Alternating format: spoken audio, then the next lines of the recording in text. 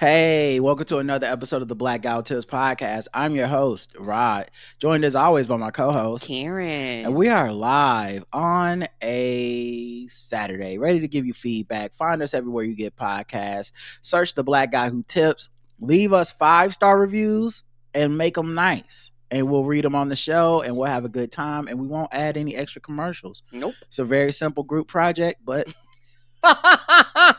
it sounds like a simple group project. People don't always pass it, you know? So we'll find out what you guys got. The official weapon of the show is folding chair. And the unofficial sport, bullet ball. And bullet ball extreme. We're going to talk about the people that left feedback. So feedback, it can be votes in the polls. It can be comments on the website. It can be YouTube comments, emails, voicemails. I mean, you name it pretty much. We try to go and get your commentary in those places. Thank you to everybody who takes time out to do that. Yes. And also, thank you to the people that give us money, okay? You guys have heard from, Dr. Umar. It's hard out here for a pimp to Ain't get it, this though? money. And so we appreciate everybody that does take the time to put a little bit of donation in our pockets. Donations.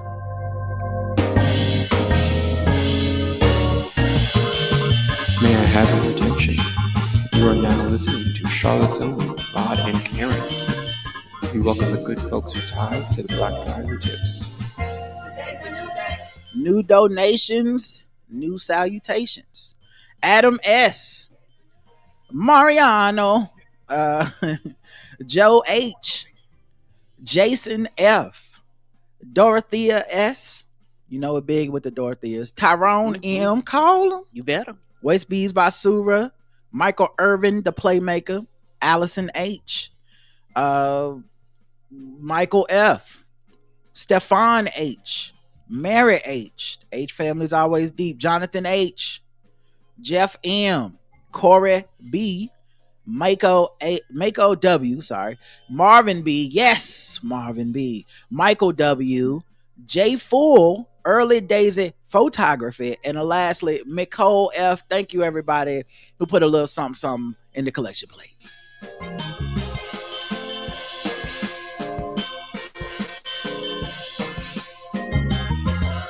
All right, we got 1 3-star review and 1 5-star review. I don't care about that 3 stars. I don't care what they say. Okay, Karen doesn't care, so we won't be reading it. 5-star review. Good Humans, 5 stars from Shay 159, who says, Rod and Karen are refreshingly smart. I love their humanity and candor. I'm about 20 years older than both of you, but listening to you, I learned so much. Thank you for doing the work and for being good humans with heart. Thank you. Thank you. That matters. See, 5 stars, number 1 rule. And it was nice, number 2 rule. You can say the sweetest thing as you can, but if you leave a 3 stars, I ain't trying to be funny. I don't care.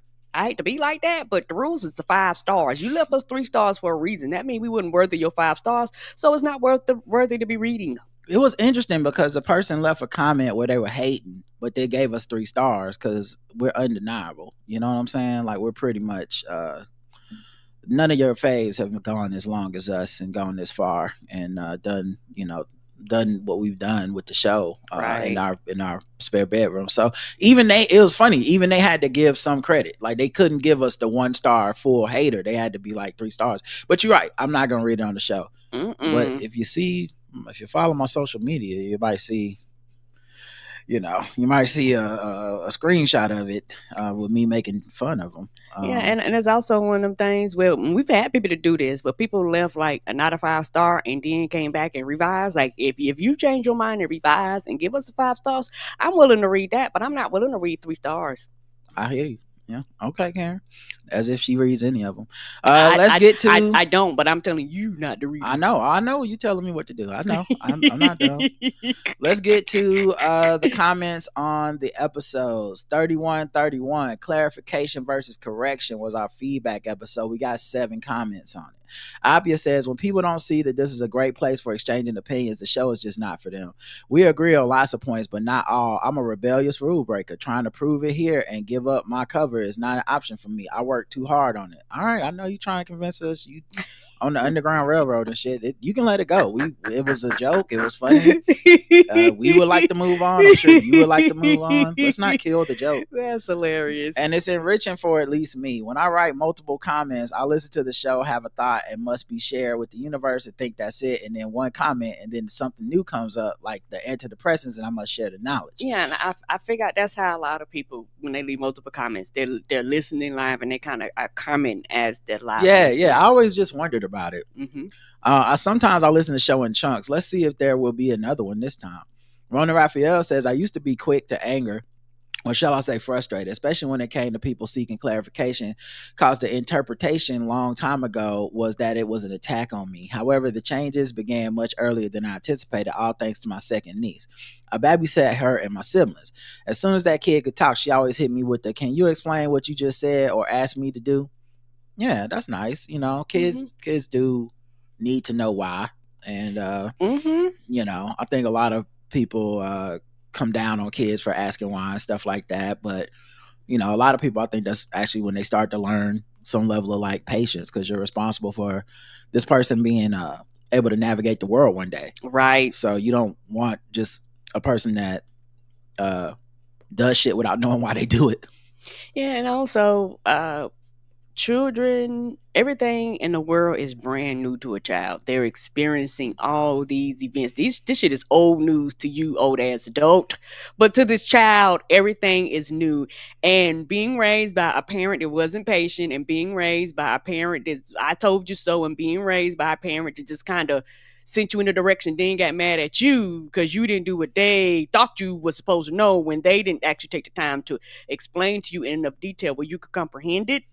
Yes, explain. Yes, like, not trying funny. It's your job, and parents don't look at it as their job to explain to their children. And sometimes they be like, well, my child is dumb. No, baby. Sometimes you actually need to take the time to actually break things down. What you say and what they hear is not always the same thing all the time. Now, I understand if you have explained over and over again, maybe you might, and this is part of your patience that has to kick in. Maybe you might say, okay, I need to change the tactic. Maybe they might be a visual learner. Maybe they might be a doer. Like, because everybody has these different ways they comprehend. And like I've always said before, children have to know their parents out of necessity of living. Parents do not have to know their child. But if you want to be a good adult, you will actually learn your child's love language, learn how your child kind of comprehends, learn how your child sees the world. It's a process, because you're both growing. There's no instruction on being a parent, but guess what, bitch? Ain't no instruction on being a child either. You just trying to figure this shit out yourself, and you kind of going along looking at the parent as an aid. Yeah, also, like, kids supposed to be stupid, because they don't know. Kids, they come in, they relying on you to be smart. I just feel bad for the kids with the dumb parents, because then they learn to be dumb. Used to drive teenage me crazy, but by the time I joined the Navy, it was easy for me to communicate better, also to clarify when someone didn't understand what I said for whatever reason, the instructions that I gave. If I hadn't gone through that, I wouldn't be able to talk to the intergalactic kid when she said something about her hair, friend, school life, or whatever. I'm assuming he's talking about his own kid. I get her to clarify where it's coming from and why she feels that way, and we talk. If you go back to the 90s and ask that version of me with his afro, he would have said, fuck them kids. They taught me the importance of clarification. Shout out to Joseph for writing back, offering clarity on his comment. OSS, respect such brethren. Yeah, I'll get to it later, but apparently that's not the same person that replied back. That was a different person, but they get into it on YouTube. But either way, I appreciate the ability to clarify. Sean says, or opportunity to clarify. Sean says, I was listening to this podcast on the 14th flight to an undisclosed location, not using y'all as an alibi like some listeners. Let's just say I'll be on munching on the worst food I can barely wait. Apia says, glad to hear the Blackout Tips listeners are visiting my beautiful country. Sean says, sorry I didn't tell you ahead of time I'm doing an AI conference, so I wouldn't have time to meet. Maybe next time. He says, I know I should have been barely. It should have been barely. That being said, the reason I posted this was to say I'm listening to it a second time. In regard to the current state of rap, I think that move to a 24-hour cycle has done the same thing to music that it's done to news. It's created a need for a lot of filler fluff that would have been on the cutting room floor in a more sane system. I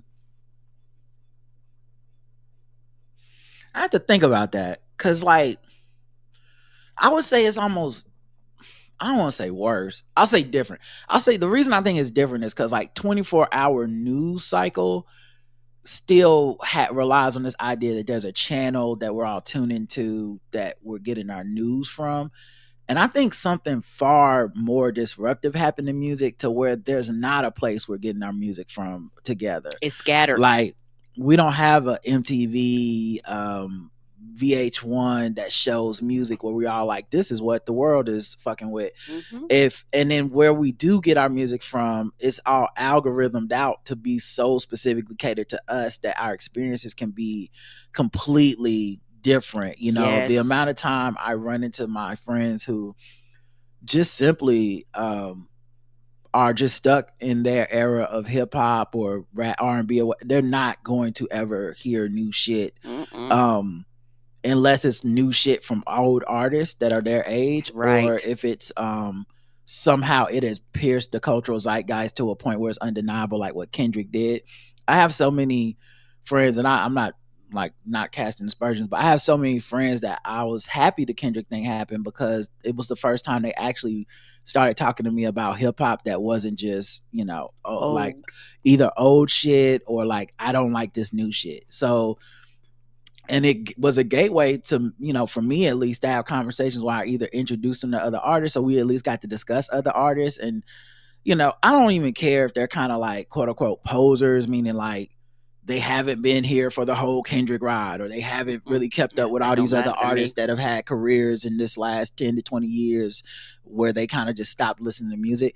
I don't care. Catch up and let's have fun, because I just want to enjoy the conversations that I wasn't getting to experience with my peer group. And I grew up in a peer group where we used to have these conversations about hip hop all the time. Not just who was the best, but like, you know, this album is good. Did you hear this verse on this thing? Like I miss those conversations. And I know that you really can't have those conversations the same way in the advent of social media, because too much is about stands, arguing, sales. It's not the same as the conversation I grew up having. And so it feels like we're revisiting that a little bit. And yeah, so I don't know that I'd say it's the 24-hour cycle, but it's similar. It's something to what you're saying, because it is something about just the unfiltered nature of constantly having content that does disrupt the idea of us having a cultural conversation that is built around touchstones that we are all experiencing together. So in that case, I completely see what you're saying. It just feels a little different in news to me. I know for me, when you was talking about like posers, the thing is, depending on who you are and how you was raised and kind of what genre music you were kind of brought up into, you know, I find all types of music. Like I'm slowly kind of branching, and I've, you know, find all types of music. Some is not even in English that I really enjoy. And when I get there, I'm there. And it's just one of those things where the artist kind of will want people to come at all points in times. They don't be like, well, if you wouldn't hear from day one, then fuck you. Like that don't make sense. That's what the stands and the crazy people say. You know, that doesn't make sense. You know what I'm saying? Why you want to kick somebody out of the group that's actually enjoy something as much as you do and is actually spreading the same word that you do because they like the artist, and you like, no, that doesn't make sense. I think when I think of the idea of posers, I'm not necessarily thinking about Johnny Come Latelys to like an artist. I'm thinking more about this idea of like coming in as if you haven't missed 20 years of music.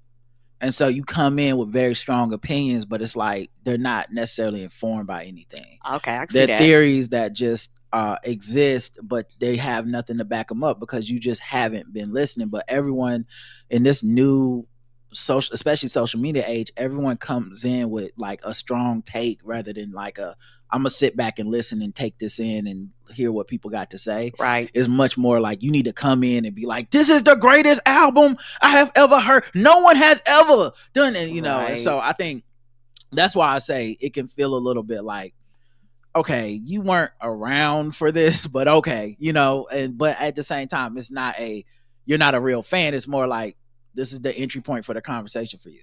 Right. Evie says, I love being able to write into this show and rib the two of you a bit because I think we've built a great rapport over the years and there's no animosity. Exactly. There's not. And the thing is, You are one of the. I'm like Roger. You are one of the few people. If I ever see you face to face, just want to hug you because it's like you get us and just how we joke and how we banter and kind of go back and forth, and you understand us, and that's very important because sometimes we banter, go back and forth, and people don't understand us and our humor and how, particularly Roger's humor and how we do things, and all of a sudden it turns into a thing when it really doesn't have to be. Yeah, I don't know if I would hug you because I don't want to get that Arby sauce on me and shit.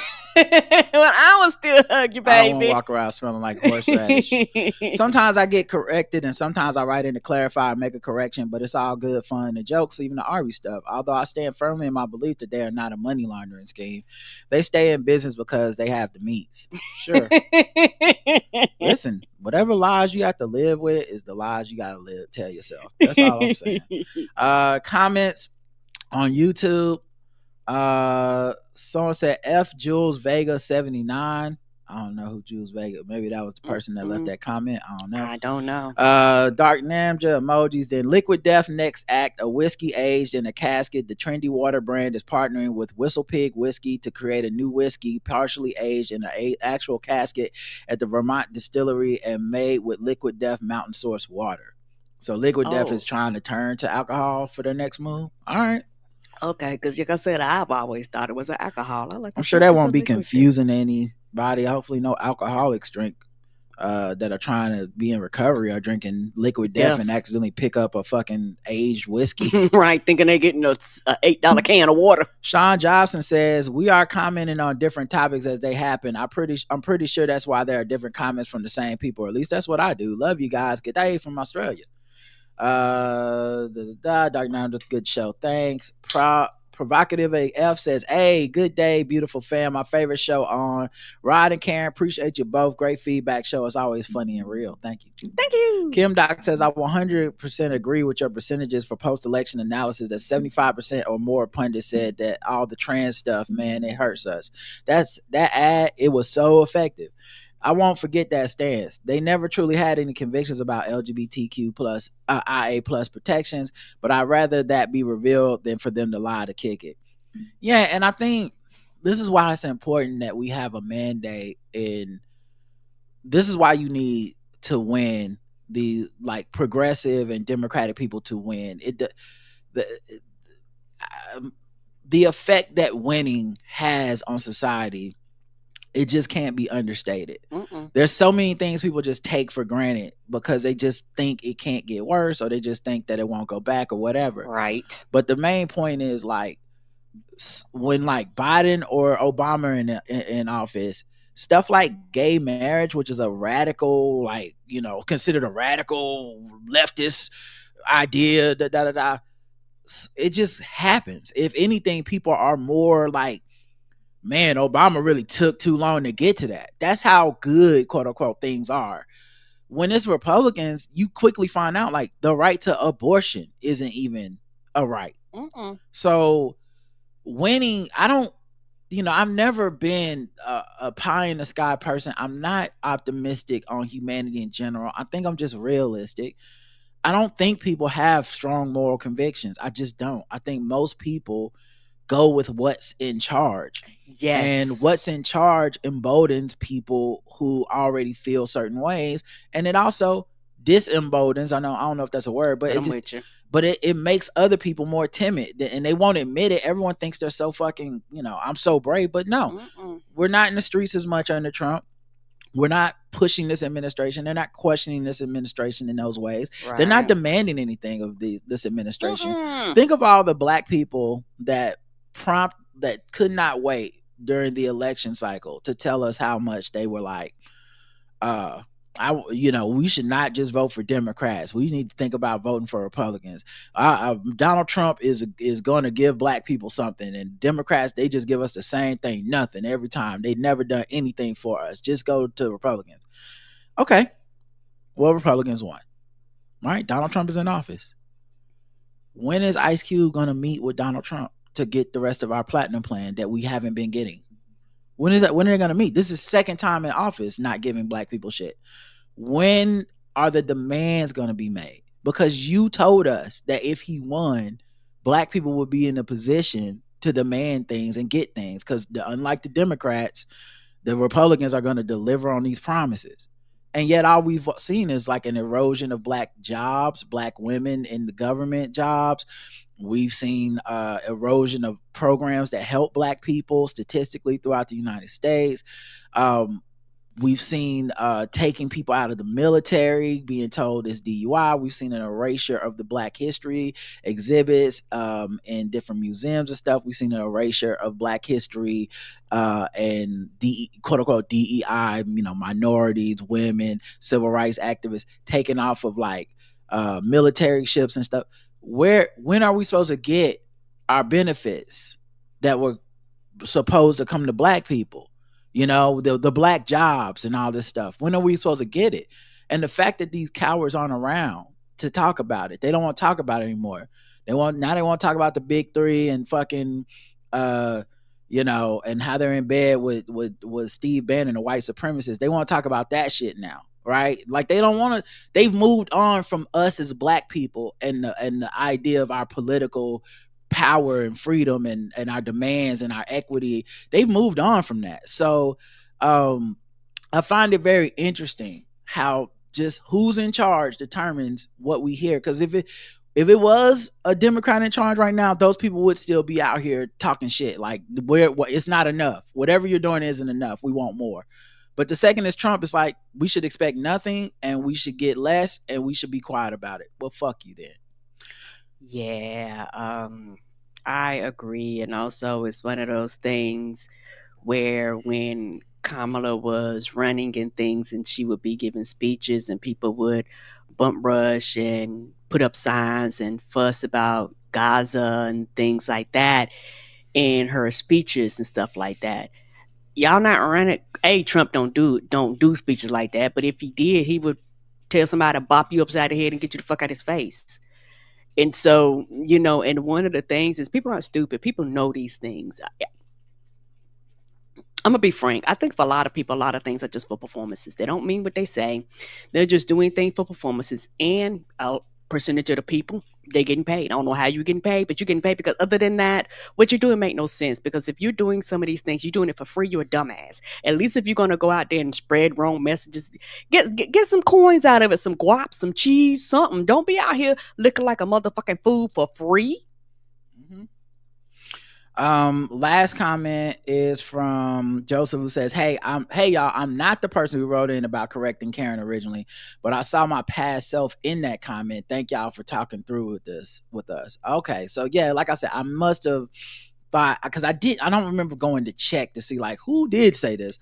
So that's probably on me. And I thought you were the same person because of the way you approached it. I was like, oh, okay, this person is saying they've also had these feelings, and it turns out like no, actually that is not the same person. I'm going back to see who the person was, and I can't even fine. Yeah, could probably somewhere down deep in the rabbit hole. Yeah, so that's it, just the way you wrote it made it sound like it could have been you, but it makes sense that it wasn't you. Anyway, let's go to the poll. Do you get offended when being asked to clarify something? Okay, now this, I'm gonna be honest, I gotta call cap, but okay. 0% get offended and 100% do not get offended. I don't know if, come on, guys. I'm not saying you gotta be an asshole, but I'm just saying, boy, if I wish the world was that way, and maybe our audience is just that awesome, but boy, that has not been my experience in life. Asking someone to clarify, people get up in their motherfucking feelings, but I appreciate y'all. Yeah, because I've worked with people that anytime you ask them to clarify, it's nothing but a wall of attitude, like anytime. And so, I've gotten real good about dancing around that and going and hearing them out, then turn around and still ask them the same question, hearing them out, turn around and still, because at the end of the day, I'm not leaving here without an answer. And I know that takes a lot. Some people don't have those types of personalities. And the second something happens, they panic and they run and they move away. But when it comes to like me being paid and shit like that, we're not going to do this. I don't care about your attitude. If you're the one that has to get me an answer, bitch, I want the answer. Commercial time.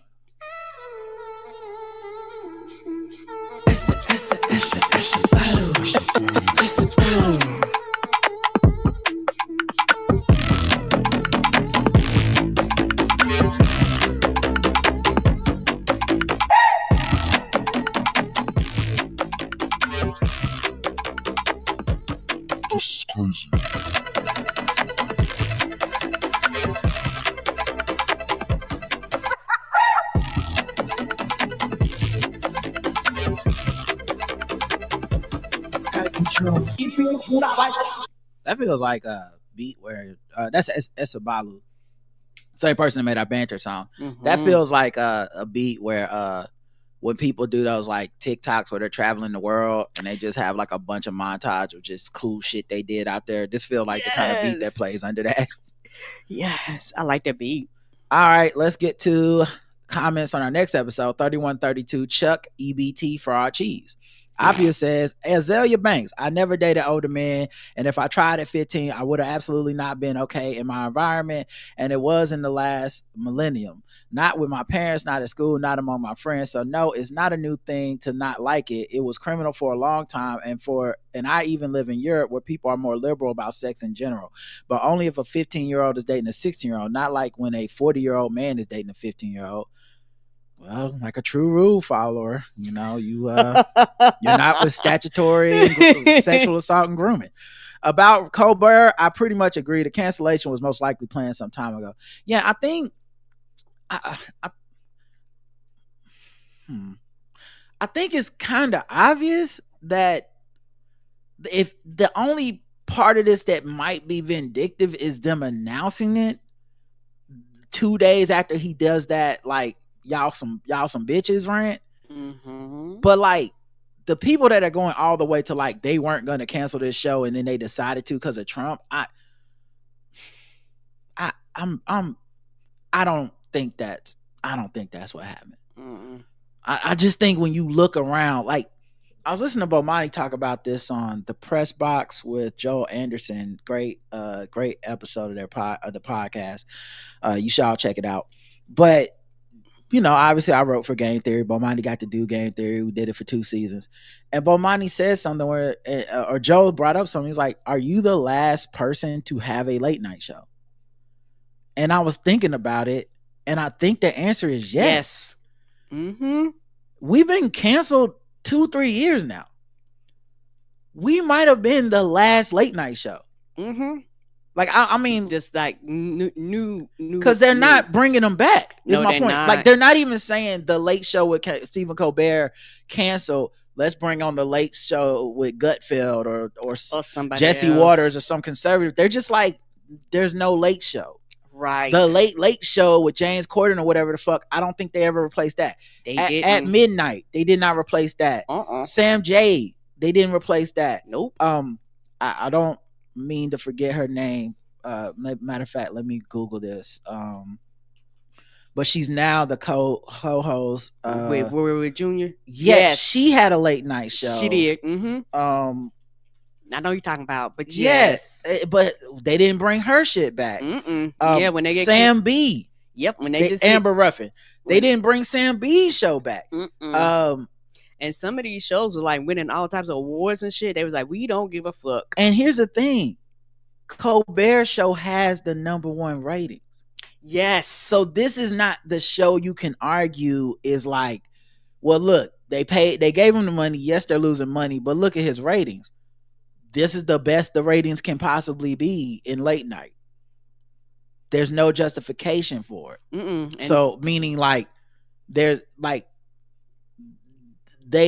if they can't say, well, the ratings are so good, we'll just lose to 20 million, then there is no one who they can spend that kind of money and make that show. Now they can go cheaper and replace it with something a lot cheaper and whatever, but I'm just telling y'all, man, like I don't think it's just a we're scared of Trump thing. I think this is a bigger sign of just the economics of entertainment. And financially, and it's one of those things where if Stephen Colbert can't last, I know a lot of the other ones looking, I know, I don't know when, but eventually my show is going to be on the chopping block too. Yeah. Like I said, I I hadn't thought about it till Joe said it, but we may have had the last late night show. Yes. And no, we were not the last to get canceled, but still, like, that's a hell of a thing. And I mean, don't even get me started on the last black man late night show. I mean, unless Roy Wood Jr. can pull something off, man, I don't know what we're going to do as black folk. Ronan Raphael says there's so much talk about this episode, but I trust the Blackout Tips Nation to deal with the heavy lifting while I still recover from discovering what highlights on Facebook are.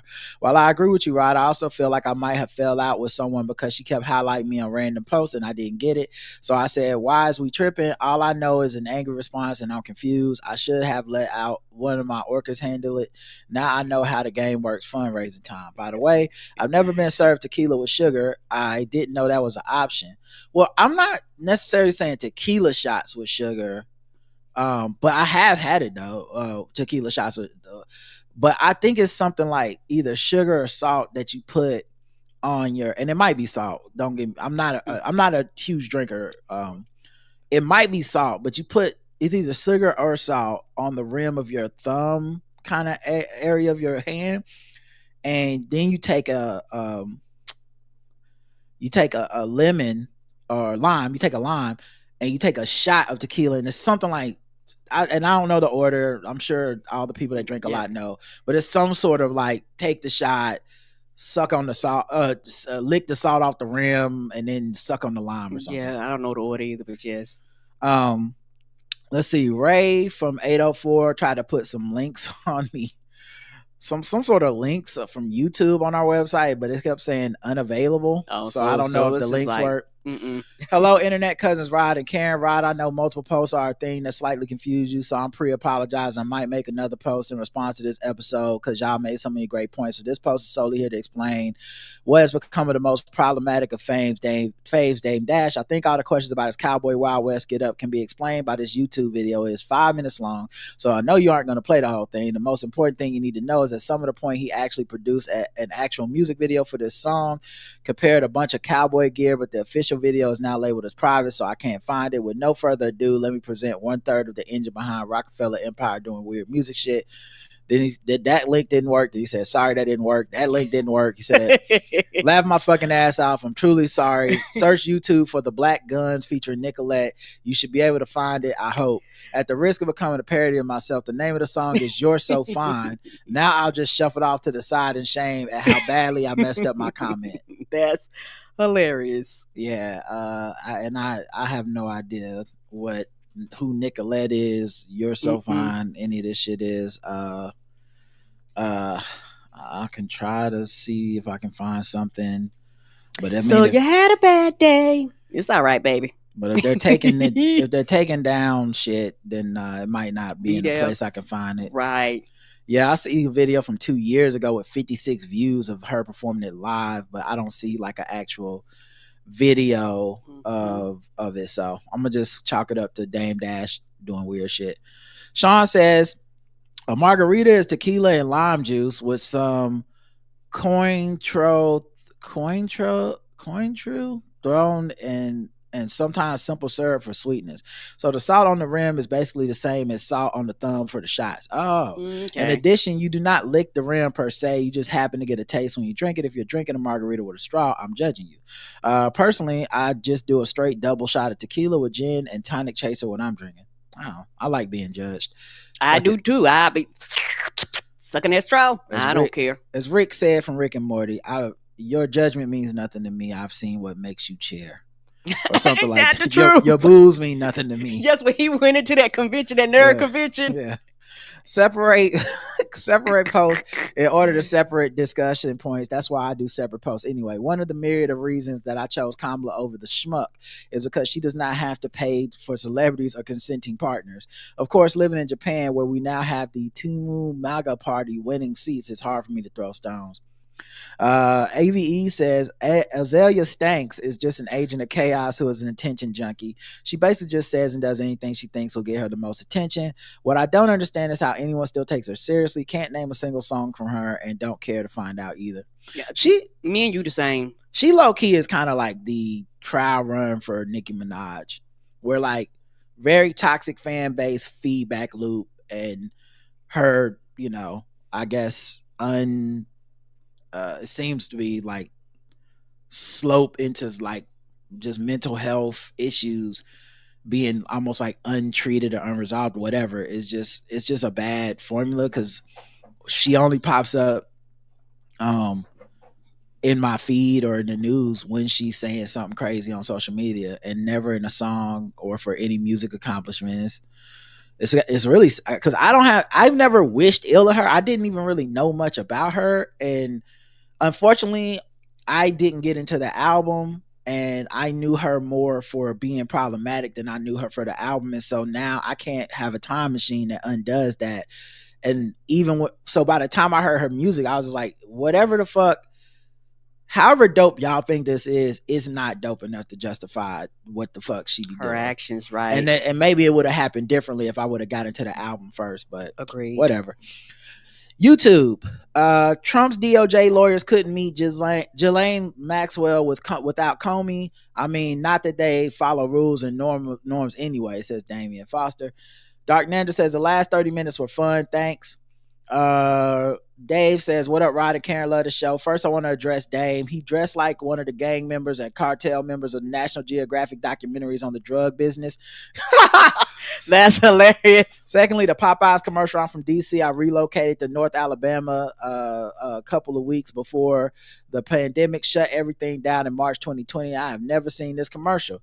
There's only one Popeyes here, and it sucks, but it's more white people here that eat from there. Who knew? Oh yeah, white people love chicken. Don't ever get that twisted. I wasn't trying to say black people are the only ones that love fried chicken. I was actually saying it's kind of weird that they treat us like that in the commercials. Yeah, when you go in the lines and the lines for Chick-fil-A and put down here Bojangles and even Popeyes be long as hell and full of white people. Yeah, even on the white side of town. Thought we only love chicken from Popeyes. Love the show, and y'all are on when y'all on Karen Hunter. Peace. Ramsey PH Dunn says, my mother is a huge fan of Stephen Colbert's The Late Show. It's her go-to before she goes to bed. The girl on the other side of the road says, paying for Beyonce and Oprah? Who has that kind of money? If in this economy? If Kamala paid Beyonce, she would have made a perform instead of just giving a speech and go. Yeah, right. Come on, man. Rod, why are you always embarrassed in every story about people asking about the podcast? Is it because you're afraid of people seeing you telling Karen to shut up? And Karen, don't worry. One day someone will check the podcast and save you and bring you the hot dog with the mac and cheese you always wanted. I always dreamed of. Laughing emojis. Also, Rod, why don't you come up with a fake podcast name like The Brother Who Knows? That's a good point. That's hilarious. I'll take that advice. TD Jones says, I think Karen should receive at least half a point for the first guess the race. She did guess half Doberman, and we all saw that guy's ears. That's hilarious. Jason says, I gotta disagree with y'all on the chicken commercials. I can pretend to be mad at black folks dancing for chicken, but if I'm being real with myself, when someone walks in the room with that box of spicy, my feet get to tapping a little. If they have sides, you might get a full-blown two-step. Plus, the dip was by far the best out of all the 90s dance songs, better than Tootsie Roll, Come On Ride That Train, and Look at That Girl with Them Daisy Duke song. Wow, you just skipping over Doo-Doo Brown. That's Doo-Doo Brown erasure. Also, they didn't have a cuff check. They didn't have to. Oh, and let me just say, you don't disagree with us. You disagree with me. Karen didn't agree with me. I was even saying I was the only one that I feel is sensitive to these chicken dancing black people commercials. I just had an insecure moment or something, but it just got to me that day. I was like, God damn. This commercial's on every fucking 5 minutes, and it's just niggas dancing with chicken. And I'll be like, and I dip, you dip, we dip. That'd be me in the background every time I see that commercial. Yeah, Karen didn't agree. Also, they didn't have to cuff Chuck E. Cheese in front of everyone like that. Not to mention, how did they know they had the right guy? If I'm Chuck, I'm like, no, Your Honor, I was not made aware of my rights. I have giant mouse head on and couldn't hear anything traumatize those kids. I feel bad for the kids, but honestly, kids that go to Chuck E. Cheese, they've seen worse. I think they have, yes. Those kids, honestly, that might teach those kids justice, because if they go to Chuck E. Cheese a lot, they've also seen Chuck E. Cheese attack people. And they like, wow, nothing ever happens to them. And then the police finally came. They was like, oh, so it is laws in the world. The poll, what do you prefer on the rim of your margarita, salt or sugar? Sugar. 29% sugar, 71%, yeah, basically salt. So vast majority of people prefer salt. Man, I think I prefer sugar, but I did not even realize that it's supposed to be salt until we talked about it last week. So what the fuck do I know? Yeah, and like I said, I was just guessing that the default was salt because most of the time they do not ask. Yeah, I didn't even. I literally had never thought about it, and I'm glad we got to talk about it on the show, and that our listeners wrote in to put me up on game because I didn't know. All right, and I think maybe it's when I get a margarita that they ask or something. Yeah, normally with most other drinks they don't. Yeah. Anyway, 3133 first semester of rap. We got 6 comments. Norvell says, I'm listening to y'all at work on Tuesday morning, and thank you. Y'all are brightening up my morning at work. FYI, I have to be at work at 5:30 a.m. Yes, 0:30. Karen's questions about working out here is the oldest person I remember hearing about and watching on reruns is my grand's house with Jack LaLanne. And here's a link to his bio. Jack LaLanne. Okay, we were talking about workout personalities. Okay, yeah. I feel like the oldest motherfucker I know is not a TV person. God, I cannot remember his name, but in the comic books, back when I first started reading comic books, they used to always have this dude that they would draw, and it would be like this, like someone goes to the beach and a guy and a bully kicks like sand on him in front of girls, and then it's like, come work out with this guy and then you'll be he's the strongest man or something like that. And I remember listening to a podcast about it. I just can't remember his name right now, but I remember listening to a podcast about him and how he was basically like a hustler and shit. But I was like, man, that might be the first fitness influencer that I came into contact with as a kid, was just in these comic books, these fucking 25-cent, whatever comic books, flipping pages, and get to one where it's like, the commercial is, basically, don't be a pussy, go lift some weights. This guy's gonna teach you how to be strong enough. Yeah. Meanwhile, I'm like, you can still get your ass whooped. He's not teaching you to fight. He's teaching you to get strong. Being strong and knowing how to fight is not the same thing. Loyal listener and Karen Rebel, and like I said before, I love to hear your Karen's. Oh no, you were smooth as usual on Karen Hunter show on Monday. That was a nice change of pace for Motivational Monday. Thanks, Norvell. Yeah, I had a good time. Appia says, listen to those freshman rappers makes me think that I could as well participate there. And that's not good because I'm terrible at rapping. The world has suffered enough. Okay, on good days, I'm maybe just bad. Well, we'll never know unless you send in the audio clip of yourself rapping. Sean, I know I'm bad. And y'all have heard me rap. This wasn't about you. This is about Appia saying that she can rap. Okay. Yes, so yes. I let Appia shine. I'm so sorry. Don't try to make it about yourself. I didn't mean I'm trying to get us a tape of Appia rapping, and you're gonna fuck it up. Trying to be like, me too, girl. No, it's not a me too. You said you might be just bad. So send it in. Sean says, were those Frosh rappers the top students from Rachel Gunn's class? Rachel Gunn? Let me look up who Rachel Gunn is. I don't even know if I know who that is. That's the the break dancer woman. Gunn. What was it? Ray Gunn. Ray Gunn. I used to have that T-shirt with her on it. Shoe Booty says, when I was in elementary school, I wanted to be a rapper. I wrote and performed a rap about my cats for music class. That was better than these first semester rappers. Honestly, the felines. Honest to God, I'm not even joking. I really think the teen, I think it was Teen Witch, but the rap was like, top that. Mm-hmm. Top that. If you really think it's on the top that, I think that would have been better. I'm not joking. Like she might have actually low-key stole the cipher if we just cut to that little girl dancing and be like, supersonic like, at least the baby was on beat. I'm like, at least she rhyming. Yes. Like she care. Pamela M8 says, regarding Boston's mobile mammography van for Asian women, we also want to take into account that their mayor since 2021 is Michelle Wu, the first woman and first non-white mayor to be elected to the position. Wow. The first line on the city's website on her page is that she's working to make Boston a home for everyone. Elections matter. Representation matters. Love to hear good news in this terrible climate. Yes. Yeah, 100%. It does. And what's so funny is like studies and statistics show that when women and all the DEI people complain about end up getting in charge of a lot of shit, the culture changes and it changes for the good. You start getting more diversity and like all types of things happen. but a lot of times those people never get credit for doing that, and a lot of times they're overlooked and bypassed when we going, hey dog, like it shows when we are in positions of power to able to do things, we actually do things for the better. Yeah, every time. Hard to get the job because of biases. And a lot of times by the time you get the job, you are wholly overqualified for the job. Yeah, they make it damn near impossible to get the job, but then once you get the job, it's like, wow, you're really good at this job we didn't want to have to give you at all. Right. All right, let's see what else we got here. EVE says, I don't know if it's because I'm old or maybe I just don't understand hip hop well enough to understand these new freshman rappers, but they all sound like ass. Every single one of them. Have I become my parents? I'm not sure if that's completely true because I appreciate and enjoy a lot of new music, but that sample you played sounded like something I could have come up with. Most of them were mumbling. You couldn't clearly hear the words and just sounded horrible. I guess to each his own. Now, I think they did sound terrible. I mean, I think that's why the clip went viral because everyone agreed on social media that they sounded terrible.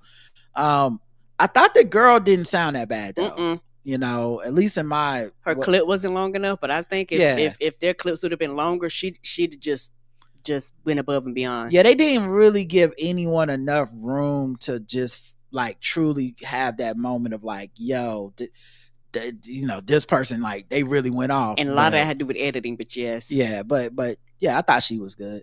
Let's see. Comments on YouTube. Samara Sin is the only MC. Yeah, that's the one. Samara Sin is the only MC I've heard of in that whole group, and she's actually good. The rest of the dudes are garbage.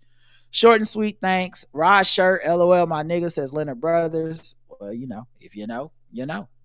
That Kevin Daniel says that gender war lady reaching like Wimby.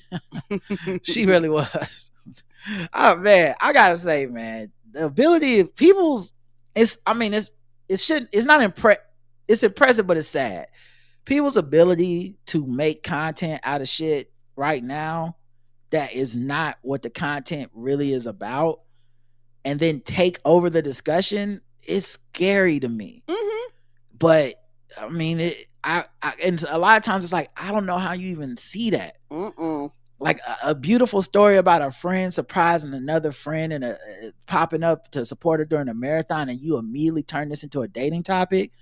Like, is your brain just always focused on that? Are you just that cynical with your content creation? You're like, I'll find a way. Like, but it worked. And I think I think for me, because the climate that we're in today with everything going on, like my brain breaks and I'm going, no, I want to be based in reality. What the fuck you're talking about has absolutely nothing to do with this, and my brain will not accept the turn, if that makes sense. So in my mind, I'm like, no, I understand what you're trying to do, but these two things have nothing to do with each other, and you can't make me and delusion me into this reality. Like so like I said, maybe something wrong with me, but my brain is just like, Yeah, I have much deeper thoughts about it in general. I'm still working through them, but there's stuff that's been happening the last few weeks that maybe it's just more of a change in myself than it is the internet and the people around me. But I don't know, you know, if it's I've changed, they've changed, both have changed.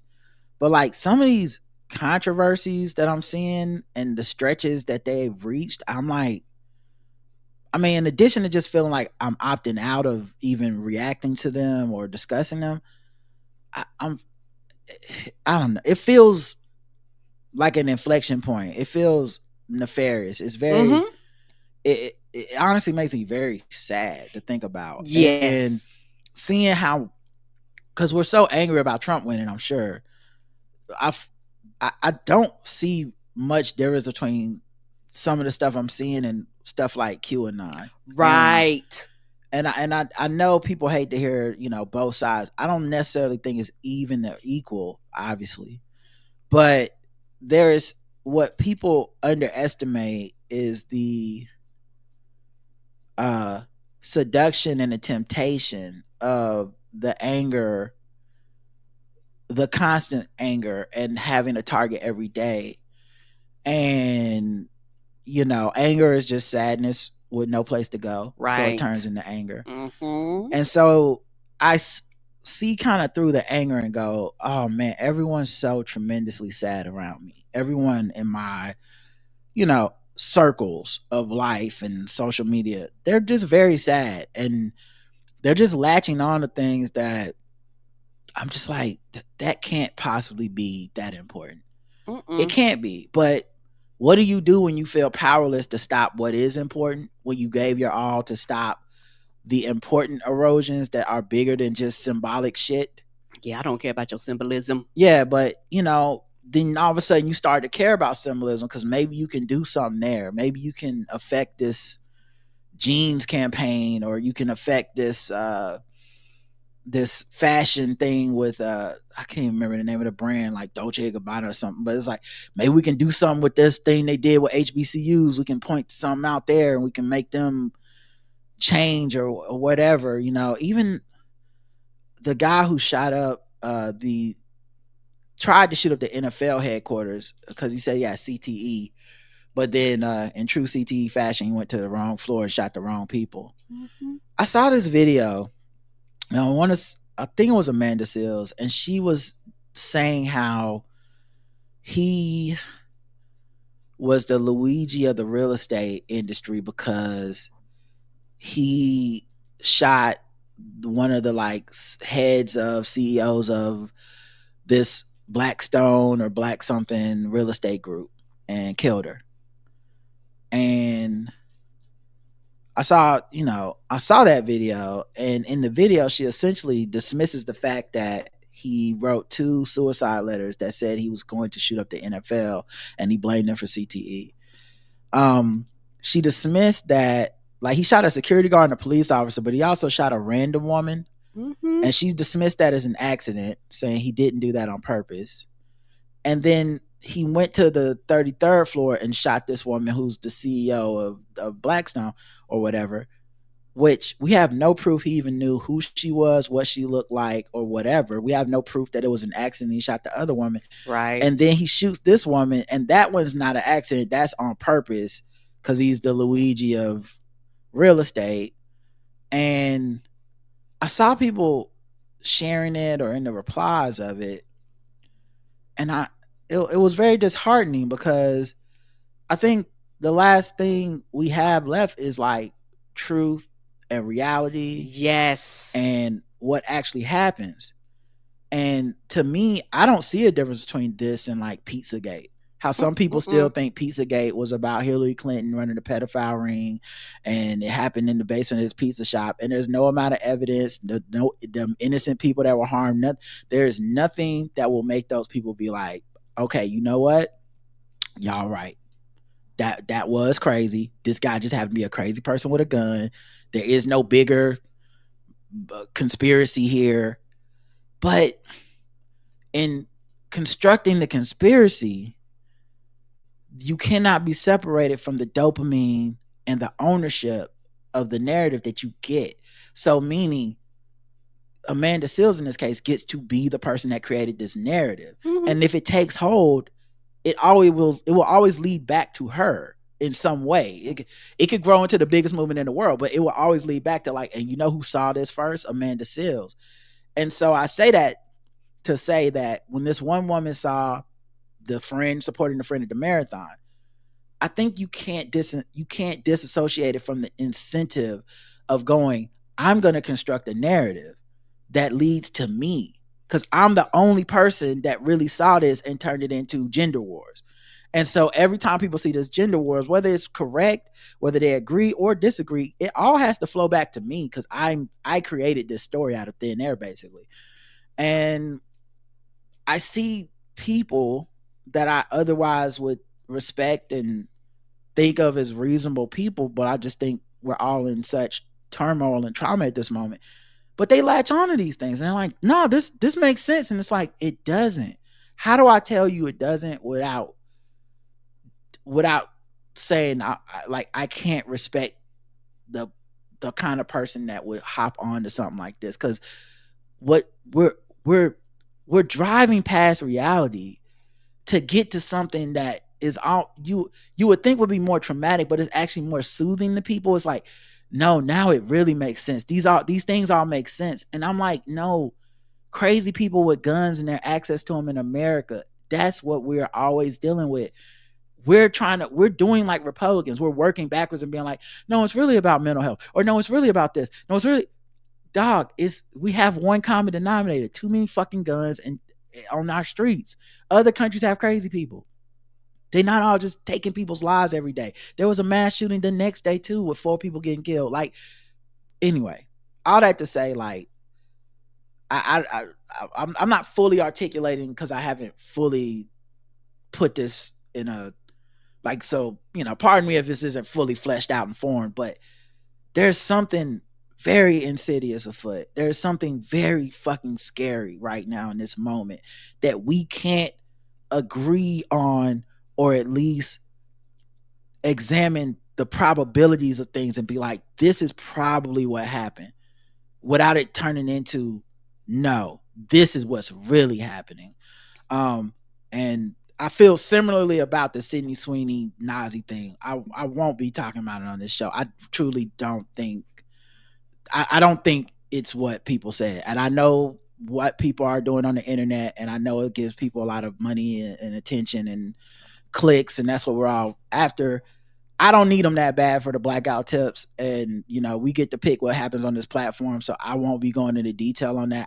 I just truly think it's another kind of fool mining experiment. I don't think fool mining is just something that happens on the left. I think people participate in these things because it's what's shining and getting attention that day. Agreed. And it's like, but do you honestly truly believe they sat down, Sydney Sweeney, the advertising crew, the company, and they said, we're going to try to sneak some Nazi shit into an ad on purpose in this environment, and nobody will catch it except the Nazi people we want to buy our clothes.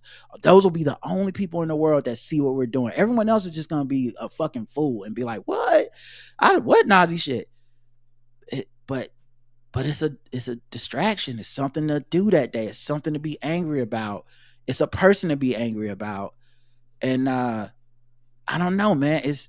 It seems like it's happening a lot. And I think social media has broken us, and we're not gonna ever be back. Like, it's never gonna get better. I think it'll only get worse, because the last holdouts we kind of had was more of the, like, I'm a progressive person. I'm not really going to believe in all this conspiracy shit. I'm not really with this. I'm laughing at QAnon. I'm laughing at MAGA.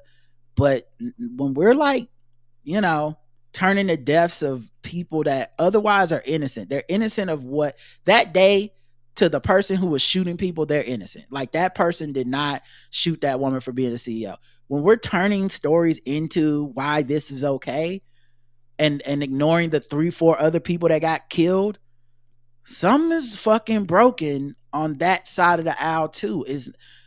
I'm used to it from conservatives. I'm used to it from trolls and the right wing grifter people. I'm used to it. I'm not used to it from people that otherwise would try to tell me how empathetic they are, whose biggest gripes with Democrats is they don't go far enough with their empathy and compassion and fighting for justice. And yet here they are, and it's not like, anyway, I this is a huge tangent, but it's just, and I know you didn't mean to get into this from the gender wars, but yeah, man, I don't know. I've just been feeling this way for a few weeks now. And it's just like, I can't shake it. Every day it seems like it's some new shit where it's just like, damn, y'all cannot possibly be this mad about this thing. It's really about everything else. I 100% agree. And just listening to what you saying, I write down some notes because I want to kind of speak on this too. And I agree with that. Like I said, something broke in my brain. And like I said, you won't trick me and take me down a conspiracy that's not real. Like, I like to be based in reality, like real reality. And the thing about reality, truth sits in reality.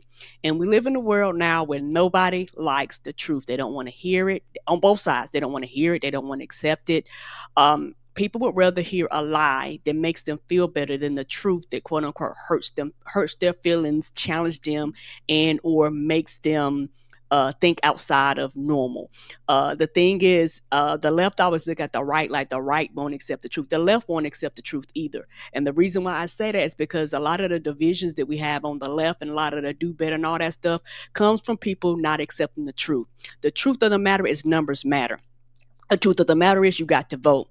The truth of the matter is you got to put people in office. The truth of the matter is no matter how sad, mad, depressed, and angry you get, you have to shake that shit off, pull yourself together, and say, okay, let me get back to my grind and let me stay on message, because the message is the fact that these things matter. I care about these things, and I can't let things around me dictate and take me off message.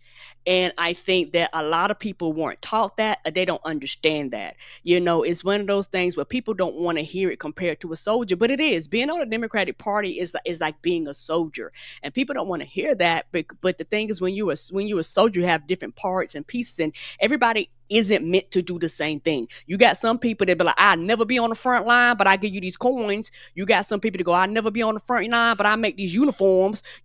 So we all have our part to do, and all the pieces and all the parts aren't the same.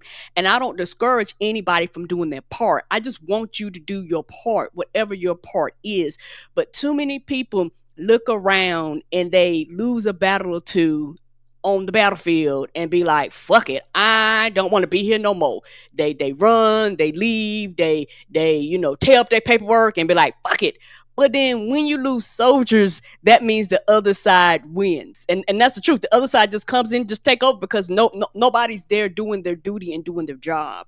And my thing is, for me, I like things to be based in truth. And you were talking about people believing these things. I think it's a form of escapism. Like you said, people are sad, they're mad, they're depressed. People are feeling all types of ways about the election. So if they're also so much easier to fool than they were not too long ago. Yes. When nothing is disallowed, everything is allowed, which means nothing is true. Right. You know what I'm saying? Like everyone's cherry picking their truth now, and then they're calling it like, and then we're judging each other for it. But like the things that we do know, we or things we typically accept, we only now accept if they already fit our biases. So like, this guy left 2 suicide notes. You know how it is. It'll probably be published at some point. They always put the pictures out. But if you don't want to believe it, you don't have to. Like, why do you believe Luigi's suicide note or his note? Why do you believe his manifesto? You know what I mean? People believe his manifesto because they want to believe that someone would take it out on this horrible CEO that we all hate. We're fucking cooked. We have algorithmed ourselves out of truth. Yes. Our news channels are paid for by billionaires and shit. They're telling you, look, man, we're stopping news that is inconvenient to the Trump administration. This is less of a judgment of individual people and more of a me saying we're cooked. It doesn't matter where you come down on this. I might think you're a fool for some of the stuff you're putting out there. You know what I mean? Not you, but in general. It doesn't matter that I think you're a fool. You think I'm a fool. Like we just all think each other are fools now. We used to have some level of whatever shared, like whether it was trust or just acceptance of like, no, we pay this person to do this. They did the research. They went to school. Their job is this. They took the oath. That shit is over now. People just kind of say what will catch on, and what catches on to people counts as the truth to them. And what catches on isn't even the same for all of us. What catches on in my timeline is completely different than what catches on in your timeline.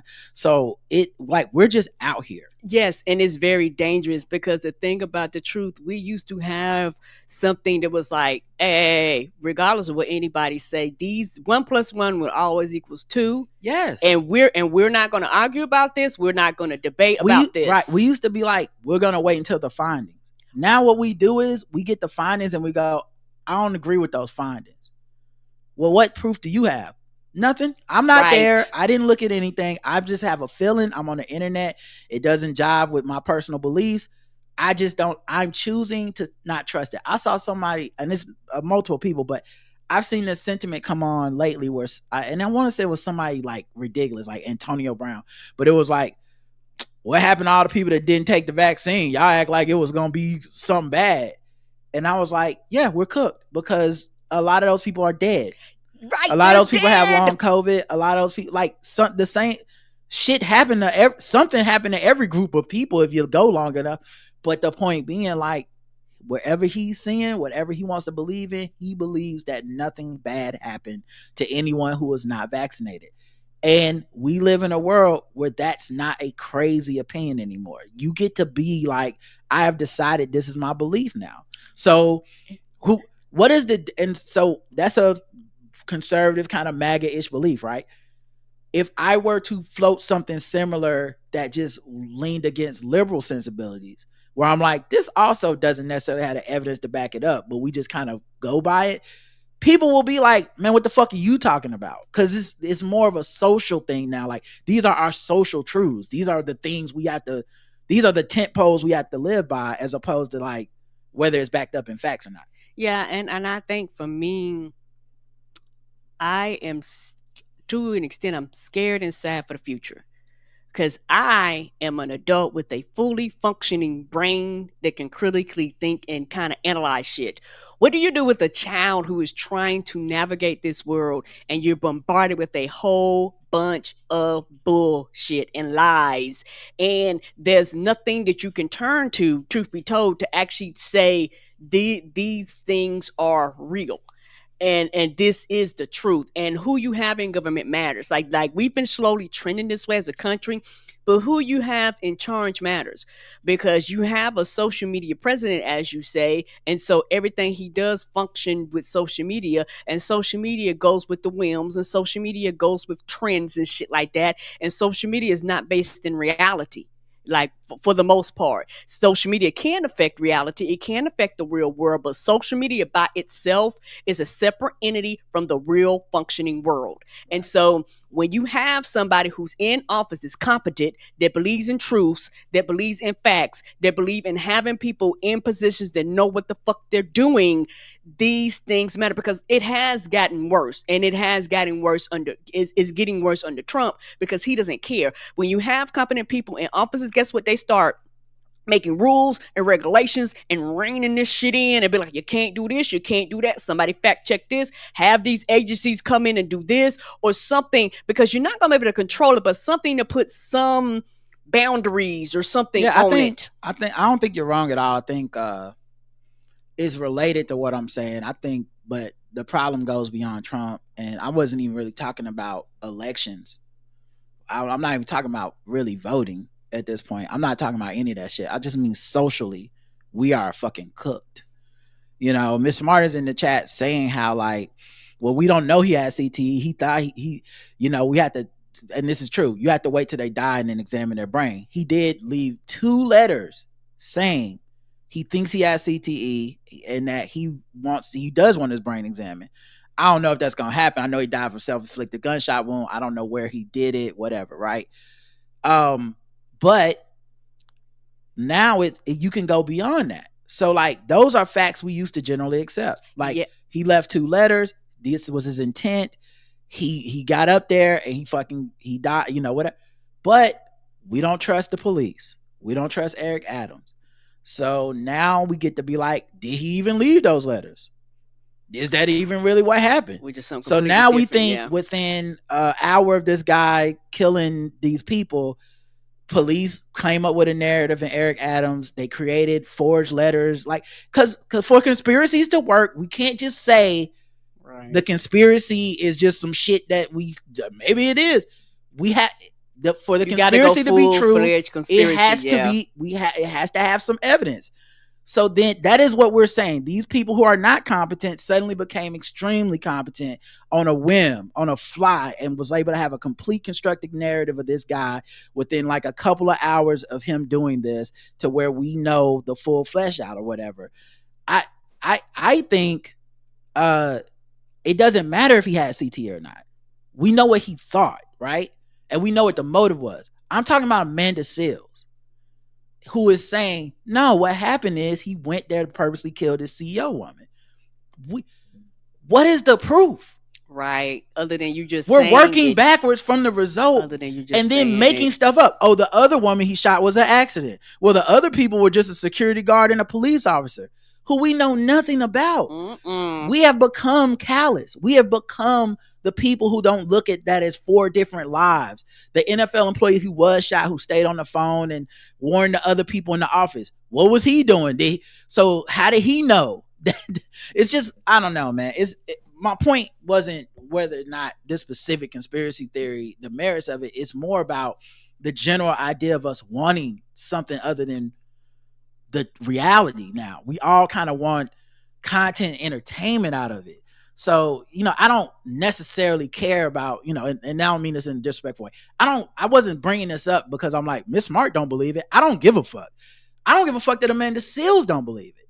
I truly think it means we're cooked, because there's people, like I said, there are people that I otherwise would respect, and then they just say something and you're like, it throws you where did that come from? Yeah. And what I'm starting to see as the pattern is not a individual like, wow, this person really let me down with this conspiracy. I'm thinking we are so fucking cooked that you can be in your own world and I'm in my other own world. Yeah. And you have your own realities. When we come together and it clashes, I'm assuming we are having the same reality. And I'm realizing we fucking don't. Like, no matter how smart I think you are, we don't share the same fucking reality. You know what I mean? So I think that's that. Oh, don't try to turn it that way. No, it's smart. It's everybody. Like, good friends I text with every day. It happens. I'm sure to it some probably extent, happens to me. I must do it to them sometimes too, where I share something like, yo, you see this? And they're like, the fuck is Rod talking about? Right. We're fucking cooked as a unit. Yeah. As having unity, because if you don't share some baseline beliefs, you're cooked. And I see your face. Don't try to smooth it over. Don't try to make it better. This isn't about conflict or anything. I'm just clarifying what I'm saying. It's not about anyone's hurt feelings. If somebody gets their feelings hurt off of this, it's truly they wanted to have their feelings hurt, Karen. So please don't. All I'm saying is, when we have these moments, it means something. And I feel like we because it didn't happen in one fell swoop, like with the QAnon shit, kind of, right, is happening a little bit to us every day. We may be past the point.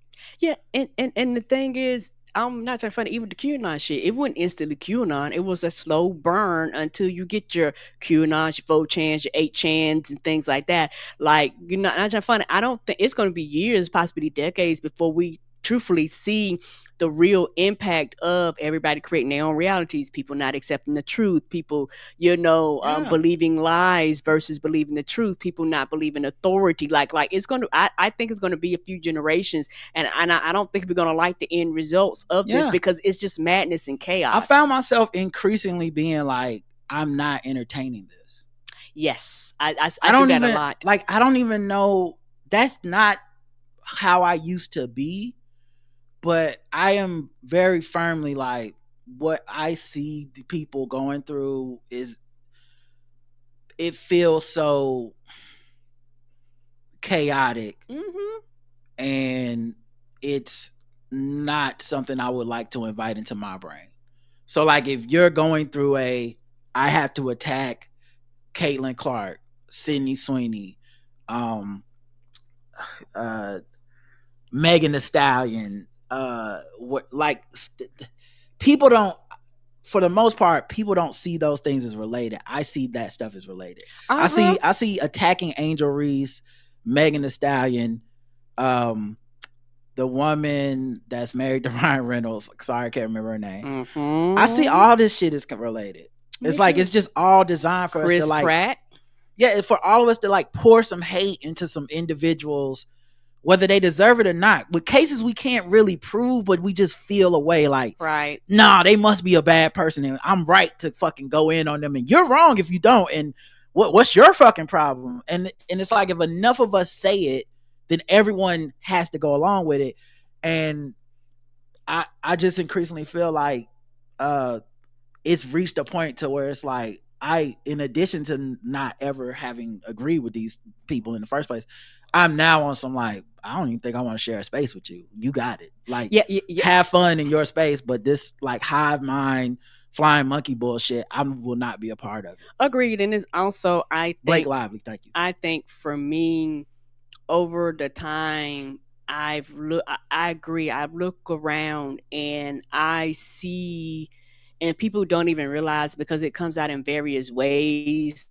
You see, like you say, a lot of the sadness, madness, anger, depression, and all this shit online all of the time, and a lot of those people are the very loudest online. Like they go online to vent, because for some of them they can't vent it in the real world. Like they don't really talk about these things to therapists or whatever they need to do, family members, loved ones, best friends. So they divert that online, and online justifies whatever bullshit that they come in with, telling them it's okay, telling them there's nothing wrong, telling them it's all right, telling them to stay here, versus get your ass off of here and actually find out what's the root cause of why you're angry all the time. And also, and then I'll move on, but also that's the other part, that if bringing it full circle, going back to what originally started this, the woman who saw a video of two friends and went, this is some gender wars content. That's the other part. It's entertainment. Right. And I'm very, very, very wary of what we are entertained by. Because entertainment that is, reality TV, these two people are fighting about being Real Housewives, even sports. Like, I get that they can have other stuff related, but it sticks to entertainment. There's a general entertainment from mass shootings. Right. That's creating content from mass shootings. Right. We're cooked. And that used to, and it's not that wasn't happening. It's just when it was happening, it was a thing that was happening that the people around me understood as crazy. We were like, people that believe in Pizzagate are fucking crazy. Yes. That was just it. There was no discussion to be had. We didn't want to get, you can't trust the police. We didn't say that shit. We just went, that motherfucker was nuts. He had a gun. He believed in some bullshit he found on 8chan, and he's just fucking crazy. We are now at a new place to where we're like, who did they shoot? Okay, I don't like the person that got shot. Now that person's not crazy, or we need to at least find a way that we can believe maybe they weren't. That's new to me. It didn't used to be something that happened on this side. I'm sorry, but that is true. Right. It used to be straight, but like you say, somebody got shot. Okay, let's talk about the person that got shot. Now, like you say, not veers into other things for the sake of entertainment. Yeah. So anyway, I'll move on because that was a huge tangent. That was not. It wasn't planned to be part of this discussion. That's why the feedback shows be so long. All right, let's see YouTube comments. Let's see. Jack LaLanne was a fitness guru in the 50s and 60s. Jason says, I was rolling during the XXL freshman part. If we're being real though, if half of those Wu-Tang names came out today, we'd be clowning those too. Hate the gender wars. Oh, half the Wu-Tang names came out, we'd be clowning those too. Yeah, sure. I feel like we clowned them when we heard them. All the rap names are clownable unless you can rap. That's what make it not clownable. Like, that's been the rules. Now, if it's not my fault. If these niggas could rap, I wouldn't laugh at their names. I like a lot of other rappers who have weird names, but you know what? I be respecting them because they can rap. Black, who spells his name Lack, Six Lack is all the old people call him. Nigga can rap though, so I'll be like, Black, boom. That's it. Like, unless you just go by your straight up, this is my real name. Right. For the most part, you had to come up with some shit that is kind of like, what are you, an X-Man? Why you need a code name? But you acquit yourself with them bars. So Jizza, RZA, it's not like I heard Jizza and RZA was like, get it immediately. What a dope name. I was like, who? And then I heard what happened for most of them is you actually hear them rapping and then you find out their names. Yeah. Unless the name is the song, like Method Man. So you, for the most part, you be like, right. Damn, who made this fucking ice cream song? This shit is banging. It's like Raekwon the Chef, Ghostface Killer, and the Method Man. And you be like, them niggas can rap. Moving on. Yep.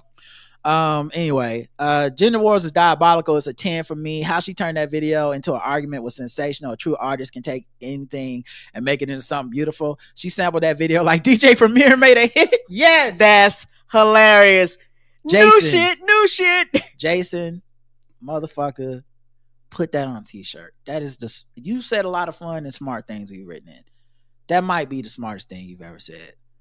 That people are sampling and turning it into content. That is what's happening. Oh my fucking God. You changed the way I see the world. That is sense. Exactly what happens. We just need a sample. We take all the context out and then we turn it into our own shit. Mm-hmm. We're remixing real life and being like, remixing. Nah. What? Okay. One of the people that got shot was a CEO that was evil. Remix. Like, we just gonna use that part and just skip over everything else. She took scraps and made a gourmet meal. That was Gender Wars gumbo. You right. I agree with you. All right. The poll was: do you know more than one of the XXL freshman rappers? I only know LaMelo Ball, brother, and he was the last one to go. Yeah. Well, you and 3% of the audience. 3% of the audience knew more than one. But I'm sorry, you and 97% of the audience did not know more than one. And I'm in that 97%, I think. I don't think I knew. And I listen to rap. I did not know more than one of them. Let's play another beat because we did do a long segment here.